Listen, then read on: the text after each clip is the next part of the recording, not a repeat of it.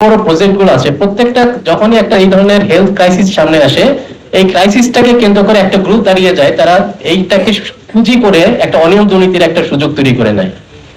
আমরা ডেঙ্গুর সময় দেখেছি, মানে এত অদ্ভুত অদ্ভুত ধরনের বাংলাদেশে অনিয়ম দুর্নীতি হয়, মানে সেটা অকল্পনীয়। আমরা এমন প্রতিষ্ঠান যারা অটোমোবাইল নিয়ে কাজ করে তাদেরকে আমরা মাস্ক কেনার টেন্ডার দেই, যারা ডকইয়ার্ড ইঞ্জিনিয়ারিং বা ওয়ার্ক নিয়ে কাজ করে তাদেরকে আমরা ডেঙ্গুর মশার এডিস মশার কীটনাশক কেনার টেন্ডার দেই। একইভাবে এই মানে যে কোনো একটা ক্রাইসিসকে কেন্দ্র করেই এই ধরনের একটা অনিয়ম দুর্নীতির প্রবণতা আমরা দেখি সবসময় বেড়ে যায়।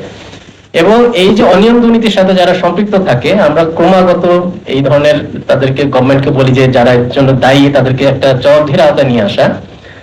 খুবই দুঃখজনক যে এই 2020 সাল 21 সালে যারা এই কোভিড রিলেটেড কেনাকাটায় যারা অনিয়ম দুর্নীতিতে সম্পৃক্ত ছিল তাদের একজনেরও বিচার হয় নাই। এই 2026 সালে এসে আবার দুদক বলছে এটা এই কেনাকাটার তদন্ত আবার করবে, মানে 6 বছরেও তাদের এই অনিয়ম দুর্নীতির তদন্ত শেষ হয়নি, আবার নতুন করে সেই 6 বছর আগের ঘটনার তদন্ত। তাহলে হাম রুবেলার যে অনিয়ম দুর্নীতি হয়েছে বা দায়িত্ব অবহেলা হয়েছে, সেটা কি আরো 6 বছর পরে অনিয়ম দুর্নীতির মানে এইটার তদন্ত শুরু হবে কিনা? তো এই প্রত্যেকটা ক্ষেত্রে যে আসলে ক্রাইসিসটা তো একই রকম, যে কোনো প্রাদুর্ভাব হোক, যে কোনো মহামারী হোক, ক্রাইসিসটা একই রকম আমরা দেখি। কিন্তু সেই ক্রাইসিসটা সমাধানের জন্য যে সুপারিশগুলো আমরা আমাদের প্রতিষ্ঠান সহ এখানে অনেক এক্সপার্টরা প্রতিনিয়ত যে সুপারিশগুলো করে থাকে, প্রত্যেকটা সরকার হোক বা বিভিন্ন মন্ত্রণালয় হোক বা দায়িত্বপ্রাপ্ত প্রতিষ্ঠান, তাদের রেসপন্সিভনেসের একটা বড় ধরনের ঘাটতি থাকে।